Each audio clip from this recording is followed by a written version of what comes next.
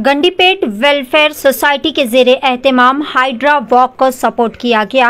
गंडीपेट झील के करीब में सोसाइटी का इनेकाद अमल में लाया गया। तालाब के आसपास से तजावुज़ात हटाने पर हाइड्रा का शुक्रिया अदा किया गया। हाइड्रा के क़याम और तालाबों को बचाने का फैसला करने के लिए हुकूमत का शुक्रिया अदा करने के लिए ये प्रोग्राम मुनक़िद किया गया। ऑफिसरान जिन्होंने प्रोग्राम में बढ़ चढ़ कर हिस्सा लिया, गंडीपेट वेलफेयर सोसाइटी के तमाम मेंबरान भी इस प्रोग्राम में मौजूद थे। आइए जानते हैं इस खुसूस में मुकम्मिल तफसीलात। హైదరాబాద్ నగరవాసులకు దాహార్తి తీర్చేటువంటి గండిపేట హిమాయత్ చెరువు మొత్తం కూడా కనుమరుగైపోతుంది. అయితే దీంతో రంగంలోకి దిగినటువంటి హైడ్రా ఈ యొక్క అక్రమ నిర్మాణాలన్నీ కూడా కూల్చివేస్తా ఉంది. దాన్ని మేము స్వాగతిస్తున్నాం. ఎందుకంటే హైడ్రా ఈ యొక్క జంట జలాశయంలో ఉన్నటువంటి ఎఫ్టీఎల్ గానీ బఫర్ జోన్ అన్ని కూడా కబ్జా అయిపోయి పెద్ద పెద్ద నిర్మాణాలు జరిగాయి. దాని తర్వాత ఫామ్ హౌస్ నిర్మాణం జరిగింది, విల్లాల నిర్మాణం జరిగింది.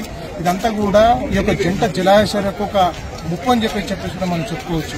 అయితే ఈ యొక్క జంట జలాశయాలను సంరక్షించడానికి అప్పటి హోంమంత్రి దేవేందర్ గౌడ్ 111 జీవోను తీసుకుని వచ్చారు. అయినప్పటికీ కూడా కొంతమంది బడా నాయకులు కావచ్చు, సినీ పరిశ్రమకు సంబంధించినటువంటి కావచ్చు, రాజకీయ నాయకులు కావచ్చు, ఎఫ్టీఎల్ దాని తర్వాత బఫర్ జోన్ మొత్తం కూడా కబ్జా చేసి ఈ యొక్క ఫామ్ హౌస్ నిర్మాణం చేశారు, విల్లాలు నిర్మాణం చేశారు. దీంతో పెరింగి నాలాలు కానీ దాని తర్వాత అన్ని కూడా ఖర్చు అయిపోయాయి. దీంతో ఈ యొక్క పైన కురిసినటువంటి వానలతో ఈ యొక్క జంట జలాశయంకు రావాల్సినటువంటి నీరన్నీ కూడా మొత్తం కూడా రాలేని పరిస్థితి మొదలైంది. అయితే ఇప్పుడు రేవంత్ రెడ్డి సర్కారు వచ్చిన తర్వాత హైడ్రాని ఈ యొక్క రంగంలోకి దించారు.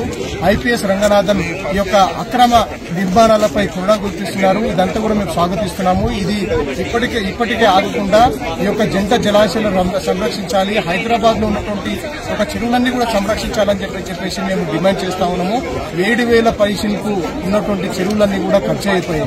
ఇప్పుడు చూసుకుంటే 90% చెరువులన్నీ కూడా కబ్జా అయిపోయి, మనం చూసుకున్నట్లయితే ఫ్లడ్స్ లో నిజాంపేట్ చెరువు మొత్తం కూడా కబ్జా అయిపోయింది. అక్కడ నిర్మాణాలన్నీ కూడా మొత్తం నీళ్లతో నిండిపోయినటువంటి పరిస్థితి మనం చూసినాం.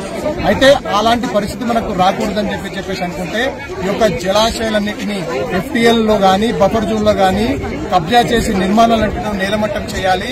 ఆ మంత్రులు కావచ్చు, ఎమ్మెల్యేలు కావచ్చు, ఎవరైనా సరే కబ్జా చేస్తే మాత్రం వాళ్ళ గుండెల్లో రైలు పరిగెట్టించాలని చెప్పేసి మేము డిమాండ్ చేస్తున్నాం. మెడికల్ వేస్ట్ వస్తుంది, సివిల్ వాటర్ వస్తుంది. సో ఎవ్రీడే క్లీన్ చేసినా కూడా మళ్ళీ చెత్త మీద నుంచి వచ్చి పడేస్తా ఉన్నారు. ఎంత గవర్నమెంట్ చేసినా కూడా ప్రతి ఒక్క సిటిజన్ ది బాధ్యత ఏంటి అని అంటే యాక్ట్ ఫాస్ట్ అండ్ ఇట్లాంటివి జరగకుండా ప్రతి ఒక్కరి బాధ్యత అండి చూసుకోండి. అండ్ మన ట్రాష్ మన బాధ్యత అన్నట్టు బిహేవ్ చేస్తే కనుక ఇట్లాంటి వాటర్ బాడీస్ అన్నిటిని మనం కాపాడుకోగలిగిన వాళ్ళం అవుతాము. So act fast and act responsibility. Thank you.